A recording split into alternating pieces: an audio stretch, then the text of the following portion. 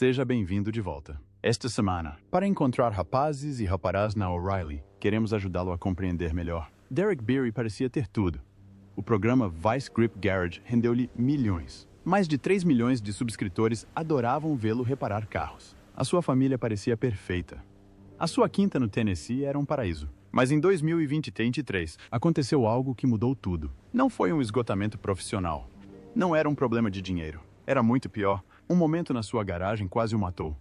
O seu filho de 12 anos viu tudo. O que Derek vivenciou naquele dia destruiu-o de formas que ninguém esperava. O homem que conseguia consertar qualquer coisa não conseguiu consertar o que aconteceu a seguir.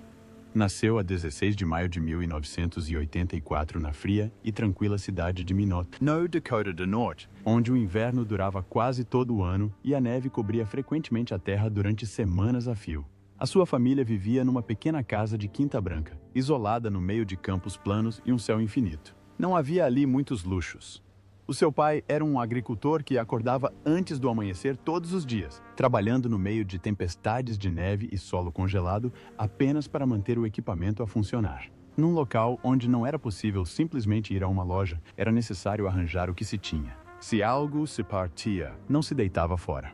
Você reconstruiu-o. Derek Beery cresceu a saber que o dinheiro era escasso. Os recursos eram poucos e sobreviver significava aprender a trabalhar com as mãos. Aos 3 anos de idade já não brincava com brinquedos.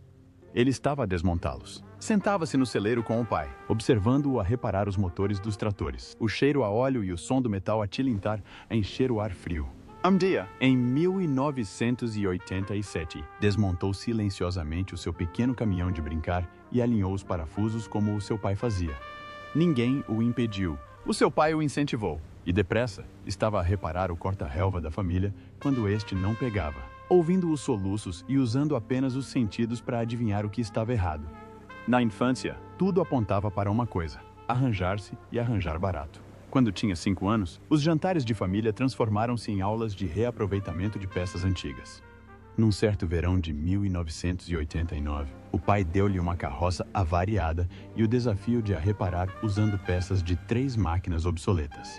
Ele passou meses a tentar descobrir como. Aos 7 anos, já tinha reparado 6 ferramentas agrícolas usando apenas peças de ferro velho e parafusos descartados por outras pessoas.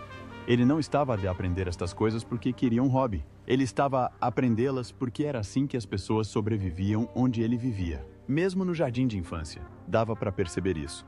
Ele era diferente. Arranjou a própria corrente da bicicleta aos 6 anos e não contou a ninguém. O seu avô, um veterano de guerra, costumava contar histórias sobre como reparava veículos militares sob fogo inimigo. Derek sentou-se junto à lareira e ouviu atentamente, depois ficou acordado até tarde a tentar aplicar o que tinha ouvido a qualquer sucata velha que encontrasse no quintal. Quando encontrou uma carrinha agrícola enferrujada de 1972 com o motor bloqueado, não desistiu. Passou 14 noites seguidas a trabalhá-la, com os dedos gelados, à luz de um candeeiro, e conseguiu fazê-la funcionar. Essa teimosia, essa determinação inabalável, já estava presente. Em 1991, quando tinha 7 anos, não pediu um brinquedo. Ele construiu um carrinho de rolamentos feito com a estrutura de um carrinho de bebê, um motor de um corta-relva velho e qualquer metal que conseguisse soldar. A coisa custou menos de $10 e funcionava. Pilotava-o pelos campos como se fosse uma máquina novinha em folha. Esse primeiro kart transformou-se em 3, depois em 4, cada um melhor que o anterior. Não acreditava em desperdício. Se algo tinha peças, tinha potencial. Aos 13 anos, vasculhando o fundo do barracão da família, encontrou algo que o fez parar. A velha carrinha Ford do avô, enferrujada, gasta e quase esquecida. Sem manuais, sem ajuda, sem ferramentas sofisticadas. Apenas Derek, algumas chaves emprestadas e tempo. Removia a ferrugem manualmente. Trocou os cabos de ignição, reconstruiu o distribuidor e quando mudou o óleo sozinho. Não foi apenas uma tarefa mecânica. Foi o primeiro passo no que viria a ser a sua vida. Em 2001, ingressou na aula de mecânica automóvel da Minot High School. A maioria dos jovens ali só queria passar de ano. Derek estava a reconstruir o carburador de um Chevy Nova de 1972, até o mais pequeno parafuso. Fez diagramas, anotou tudo e limpou cada peça à mão.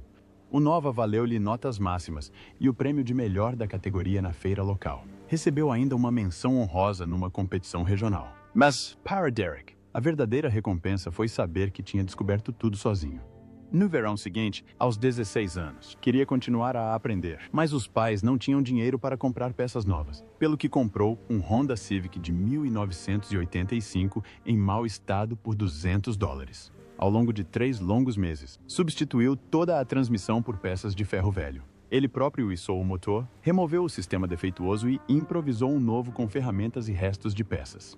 Um serviço que custaria $800 numa oficina. Fê-lo por uma fração do preço. Depois veio o acidente. Aos 17 anos, enquanto soldava um velho guarda-lamas, cometeu um erro que deixou o seu dedo indicador fundido ao metal. A dor levou-o diretamente para o hospital, mas não desistiu. Em vez disso, estudou os protocolos de segurança como um soldado estuda um mapa. Foi uma lição brutal, mas tornou-o melhor. Após o ensino secundário, em 2002, ingressou num programa de tecnologia automóvel numa faculdade local. Nas sessões laboratoriais noturnas, desmontava motores. V8 parafuso a parafuso. Enquanto outros iam embora cedo, ele ficava para trás a limpar as peças até a meia-noite. Os professores repararam que ele não era rápido, mas era preciso. Cada peça era catalogada, limpa e remontada com cuidado. Foi aí que começou a desenvolver o processo lento e metódico que mais tarde definiria o seu trabalho online. Mas antes que isso se pudesse transformar numa carreira, alistou-se no Exército dos Estados Unidos aos 18 anos. Foi enviado para Fort Gordon, na Geórgia, onde se tornou especialista em informática. O seu trabalho era manter os sistemas de satélite online, garantindo que as unidades militares pudessem comunicar mesmo durante as simulações de combate. Turnos de 2 horas. Problemas técnicos. Pressão. Aprendeu a manter a calma, a trabalhar depressa, a resolver problemas quando o fracasso não era uma opção. Em 2004, foi enviado para o Iraque. Tinha 20 anos. Durante uma patrulha perto de Bagdade, o Humvee do seu comboio avariou. Sem energia, sem tempo, e ficaram expostos. Derek deslizou para debaixo do caminhão com uma lanterna. Seguiu os fios, encontrou um relé queimado e contornou-o usando sucata e ferramentas manuais. Conseguiu fazer o veículo funcionar novamente e salvou o comboio de ficar preso em território inimigo. O seu comandante nunca se esqueceu disso, mas não se ficou por aí.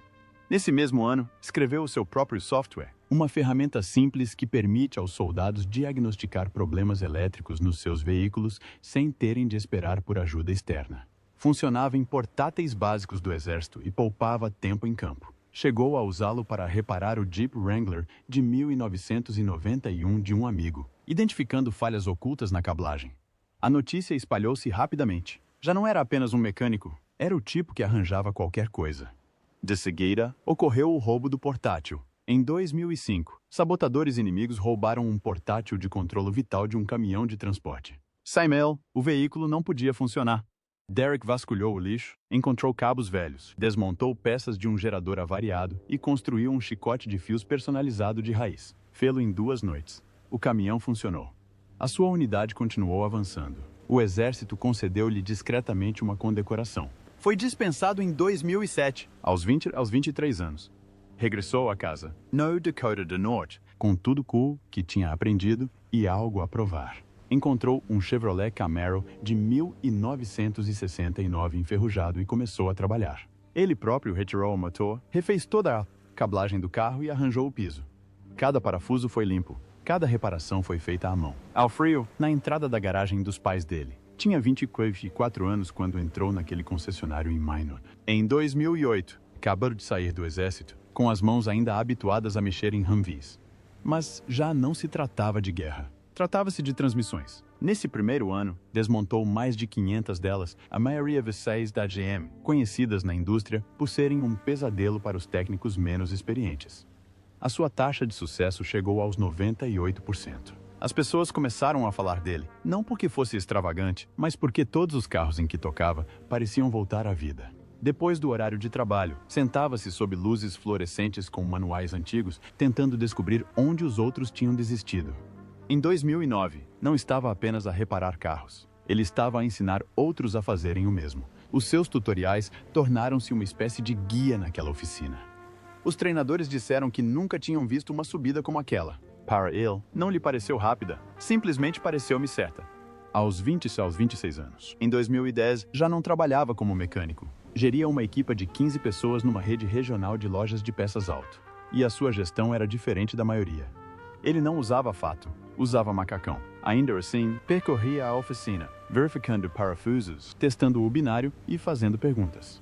Nesse ano, introduziu algo ousado: reutilizar peças recuperadas, catalogando cada parafuso, suporte e junta aproveitáveis. Não se tratava de poupar, mas sim de ser inteligente. Os custos caíram 30%. Os executivos vieram de avião. Fizeram com que apresentasse o projeto numa reunião nacional. Em pouco tempo, toda a cadeia seguiu seu sistema. Não foi por acaso, foi um plano. Ele não estava apenas a poupar dinheiro. Estava a construir confiança, a manter a sua equipe motivada e a garantir que ninguém se sentia descartável. Em 2012, assumiu um novo cargo, o de vice-presidente de operações. Uma empresa de peças automóveis do Midwest, com mais de 2 milhões de dólares em contratos com fornecedores. Tinha-o agora no comando e fez uma mudança discreta. Passou a escolher os fornecedores não só pelo preço, mas também pela forma como tratavam os seus colaboradores. Se pagassem salários justos e garantissem locais de trabalho seguros, conseguiam contratos melhores. Caso contrário, ele ia-se embora. Em 2 anos, a taxa de rotatividade de colaboradores da empresa caiu 40%. Chega de funcionários exaustos a pedir demissão. Isso não era comum no meio dele, e a notícia espalhou-se. O seu nome começou a aparecer em revistas especializadas. Um tipo tranquilo, com uma ética forte e números sólidos. Uma combinação rara. Depois, em 2014, caiu como um martelo. Tinha 30 anos e já era CEO. Certa noite, enquanto analisava relatórios financeiros, algo não batia certo, e não entregou o caso aos contabilistas. Passou noites em claro a fazer ele próprio os cálculos. O que descobriu foi pior do que imaginava. Faltam 150 mil dólares. O seu próprio diretor financeiro, faturas falsas, fornecedores fantasmas. A traição foi um golpe profundo. Mas, em poucas semanas, localizou 120 mil dólares, apresentou queixa, despediu o diretor financeiro e contou tudo à sua equipe, sem segredos. A comunidade empresarial local ficou atônita. Não apenas pelo roubo, mas pela rapidez e coragem com que reagiu. Aquele momento mudou a forma como as pessoas o viam. Não apenas um líder, mas também um protetor. 2 anos depois, o mundo viu um lado diferente dele. Tinha começado a filmar na sua garagem. Sem luzes, sem pessoal. Apenas ele, um pouco de metal enferrujado e um iPhone remendado com fita adesiva. Não era um plano de negócios, era terapia. A política de escritório, as traições, a pressão, tudo desaparecia quando pegava numa chave inglesa. E as pessoas perceberam. Os seus vídeos não eram polidos, eram reais. Erros deixados, gordura debaixo das unhas, risos entre palavrões. E depois, tudo se encaixou. Os telespectadores não queriam a perfeição, queriam a honestidade. Assim nasceu o Vice Grip Garage naquelas madrugadas. Cresceu discretamente a princípio, depois explodiu. Mais de 1,39 milhões de subscritores, mais de 250 milhões de visualizações. E por detrás de tudo isto estava um homem que só queria voltar a sentir-se ele próprio. Mas nada disto teria resultado sem Jessica. Conheceram-se na feira do condado de Minas em 2001. Ele tinha 17 anos, ela 2. 2 jovens do campo que compreendiam o que era trabalho duro, invernos longos e botas em segunda mão. Começaram a namorar a sério e, a 19 de julho de 2008, casaram no quintal de casa. Apenas 50 pessoas, sem ostentação, apenas votos e estradas de terra batida. Tinha acabado de sair do serviço militar. Ela era o seu porto seguro. Em todos os empregos, em todas as mudanças, em todas as crises, ela manteve-se ao seu lado. Aquilo não foi um conto de fadas, foi uma escolha.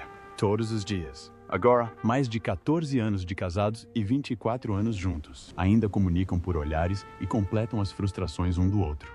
A 17 de março de 2010, a sua vida mudou novamente. Gêmeos, Bailey e Bradley. Nascidas prematuras, mais saudáveis. E tudo mudou. Derek estava a viajar para reuniões, a resolver problemas operacionais, a liderar equipas. Mas em casa, às 2 da manhã, estava a mudar fraldas, com o biberão numa mão e o portátil na outra. Recusava-se a perder aqueles momentos, mas a culpa corroía-o por dentro. Cada viagem de avião parecia que ele se estava a afastar do que realmente importava. E Jessica, a cuidar da casa e de 2 bebês, nunca o deixava esquecer para quem realmente trabalhava. Depois veio Bentley em 2012 e uma filha em 2015, cujo nome mantiveram em segredo. Nesse mesmo ano, a empresa de Derek quase faliu. O desfalque, os processos judiciais, a pressão. Trabalhava 60 horas por semana. Em alguns dias, mal falava. Jessica assumiu as finanças, tratou da casa e geriu o caos. Houve noites em que não conversaram, semanas em que mal sorriram, mas nunca desistiram. Não um no outro, não no sonho. Depois veio a terapia. Em 2016, Jessica chamou-o para conversar. Disse-lhe que algo estava errado. E ele admitiu o que andava-lhe a esconder. Um esgotamento tão profundo que temia que o pudesse destruir. Temia não ver os seus filhos crescerem. Temia tornar-se um homem que não reconhecia. Então, fizeram uma escolha. Juntas. Ele iria embora. Lentamente, silenciosamente, deixaria o mundo corporativo para trás. Nesse mesmo ano, a Vice Grip Garage tornou-se mais do que um passatempo. Tornou-se um caminho, uma saída, um novo capítulo. Em 2018, empacotaram tudo e mudaram-se para Lewisburg, no Tennessee. Não se tratava de fugir, mas sim de encontrar a paz. O Tennessee não tinha imposto sobre o rendimento. O clima era mais quente e havia espaço de sobra. Jessica começou a educar os filhos em casa. O Derek pôde trabalhar o ano todo com carros. As crianças tinham espaço, a família tinha tempo, e Derek tinha finalmente equilíbrio. Já não estava em busca de títulos. Ele estava em busca da vida, e alcançou-a. Quando Derek Barry gravou seu primeiro vídeo para a Vice Grip Garage, em 2007, tinha apenas 23 anos e servia no exército. Era uma simples mudança de óleo num Camaro de 1969, filmada na sua garagem com uma câmera básica. Este vídeo teve cerca de 50 visualizações. Mas algo na sua honestidade direta, na sua garagem sem frescuras e nas ferramentas reais, chamou a atenção de alguns aficionados por automóveis. Não havia guião, nem truques de edição, apenas mãos nuas e ferrugem a sério. Enquanto outros canais de automóveis melhoravam os seus vídeos com iluminação de estúdio e planos sofisticados, Derek simplesmente mostrava a realidade. Esta consistência silenciosa e obstinada construiu lentamente uma comunidade que valorizava a verdade acima do refinamento. E embora tenha começado pequeno, aquela câmara acabaria por captar uma das transformações de automóveis clássicos mais respeitadas da internet. Em 2018, Derek tinha 34 anos e deixou o seu emprego corporativo para se dedicar a tempo inteiro à Vice Grip Garage. Filmou a restauração de um Camaro Z28 de 1969, utilizando um iPhone antigo, remendado com fita adesiva, e um motor V8 de bloco pequeno de $100, retirado de um Impala numa feira de peças usadas. O escape estava preso com abraçadeiras de nylon. O capô tinha sido grosseiramente cortado para dar espaço ao radiador, e todo o conjunto funcionava com aquele tipo de caos que não se pode fingir. Em apenas algumas semanas, o vídeo acumulou 848 mil visualizações. Aquele único vídeo provou que o mundo ansiava por autenticidade, e Derek transbordava a autenticidade em cada fotograma. Mas a sua verdadeira lenda começou com uma lata velha de $300. Em 2016, encontrou um Plymouth Duster de 1972 a apodrecer num celeiro. O carro mal se aguentava de pé, mas ele tapou as fugas com fita adesiva, prendeu o capô com elásticos e, de alguma forma, conduziu 160 km até casa sem travões e com uma transmissão que não engrenava nenhuma mudança. Esta viagem, filmada com pura determinação, tornou-se um sucesso de culto e impulsionou o seu número de subscritores para 100 mil em meados de 2018. O que começou por ser a carcaça de um automóvel transformou-se mais tarde numa máquina potente e barulhenta com um motor V8 de 485 cavalos, construída não numa oficina milionária, mas na garagem de um homem comum. Depois, em 2019, tudo quase se desmoronou. Os hackers invadiram a sua conta de YouTube, usaram o seu rosto em conteúdo obsceno e fecharam o seu canal. Tudo poderia ter acabado ali, mas Derek tinha experiência em TI por causa da sua passagem pelo exército. Neutralizou o ataque, reforçou a segurança e voltou ainda mais forte. A autenticação de 2 fatores, as novas formas de monitorização e as lições públicas sobre segurança digital tornaram-se parte da sua mensagem. Os seus seguidores não o abandonaram. Permaneceram ao seu lado, partilhando dicas e inundando os comentários com mensagens de apoio. Em 2020, enquanto o mundo parava durante a pandemia, Derek dedicou-se ao que fazia melhor: ressuscitar máquinas esquecidas. Trouxe de volta à vida um Ford Falcon de 1964. E, a meio do processo, gritou algo que ficou marcado. "Manda ver!" Aquilo tornou-se mais do que uma frase. Era a sua bandeira espetada no chão. O momento foi perfeitamente cronometrado. Com milhões de pessoas presas em casa à procura de algo real, o vídeo teve muito sucesso. No final desse ano, o Vice Grip Garage já tinha ultrapassado os 500 mil inscritos. As pessoas não estavam apenas a observar um homem a reparar carros. Estavam a ver alguém se recusar a desistir. Um ano depois, em 2021, encontrou um Mustang de 1965 a apodrecer num ferro velho no Minnesota. Todas as 4 rodas estavam bloqueadas. O teto tinha desabado. Havia carcaças de animais no interior. Mas Derek construiu o seu próprio reboque, transportou o carro por 800 quilômetros até o Tennessee e fê-lo funcionar. Não estava restaurado como novo, mas estava em condições de circular. Era barulhento e rápido. Este vídeo alcançou 2 milhões de visualizações. No mesmo ano, aventurou-se em algo ainda mais insano. Conduziu um caminhão de gelados Chevy P10 de 1970 durante 1.126 quilômetros, 700 milhas, durante as corridas de dragsters no Midwest americano. O caminhão mal chegou aos 75 quilômetros por hora quando o velocímetro avariou. Os travões estavam estragados. Serviu cachorros quentes aos fãs na carroçaria enquanto consertava as peças partidas. A viagem foi barulhenta, desconfortável e, de alguma forma, bela. Mais de 1,5 milhões de pessoas assistiram, mas nem tudo foram vitórias. Em 2022, alguém invadiu a garagem de Derek no Tennessee e roubou um carburador Holley recentemente reconstruído, avaliado em $1.200. Era mais do que uma peça qualquer, era uma peça fundamental para um projeto que estava lá filmar. As imagens de segurança apanharam o ladrão. Derek manteve a calma, mas levou a situação para o lado pessoal. O seu público também. O vídeo do assalto tornou-se viral e as dicas começaram a chegar. Instalou novas fechaduras, câmeras e sensores de movimento. O vínculo entre ele e os seus seguidores só se fortaleceu. Em 2023, realizou algo que poucos acreditavam ser possível. Durante a semana de baixa médica, Russell Chevelle, apelidado de Independence, completou o quarto de milha em 9,73 segundos a 225 km por hora. Isto é rápido para qualquer carro. Mas o carro do Derek ainda utilizava o diferencial traseiro original de 10 parafusos. Escreveu "Rezem por mim" na tampa do diferencial e acelerou na mesma. O carro o aguentou firme.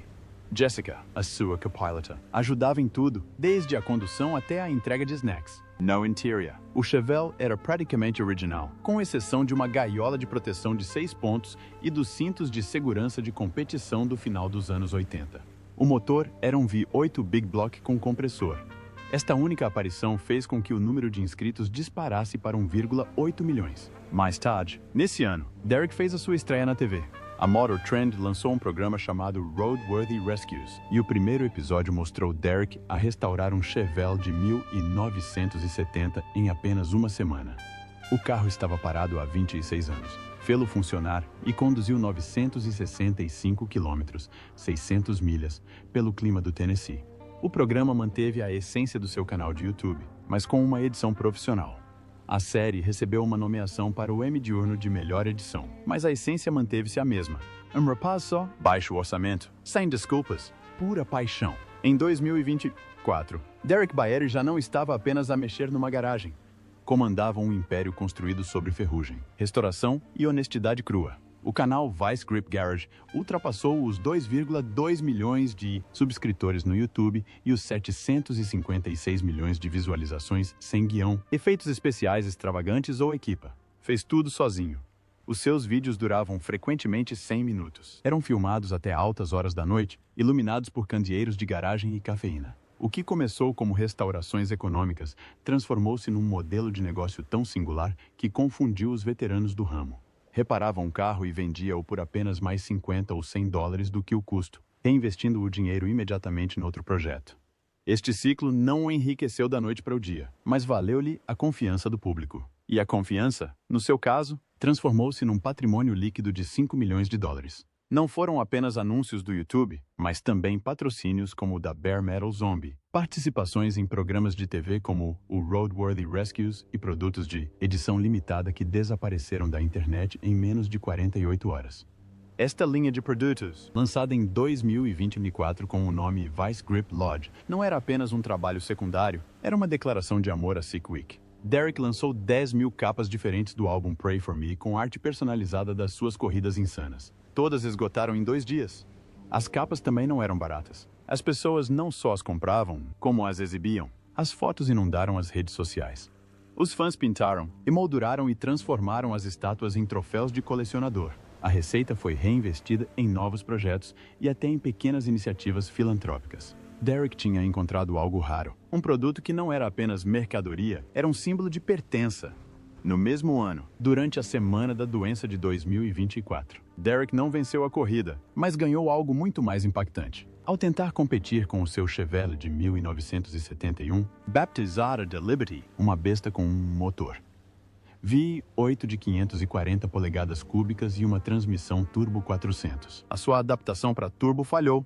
O motor parou, mas ele não entrou em pânico. Transmitiu tudo em direto. 50.000 pessoas assistiram enquanto ele explicava calmamente cada problema, desde as especificações das peças até os pontos de falha.